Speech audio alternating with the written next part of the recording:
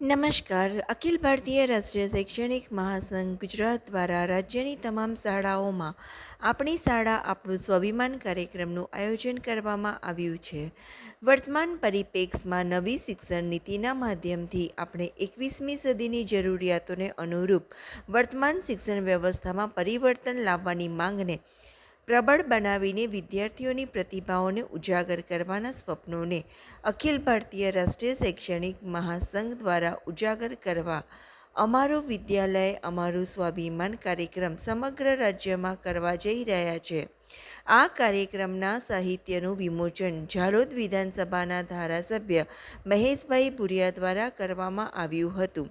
મારી શાળા મારું સ્વાભિમાન કાર્યક્રમના સાહિત્ય વિમોચનમાં ફતેપુરા તથા ઝાલોદ પ્રાથમિક શૈક્ષિક મહાસંઘની ટીમના હોદ્દેદારો તથા જિલ્લા ટીમના હોદ્દેદારો હાજર રહ્યા હતા.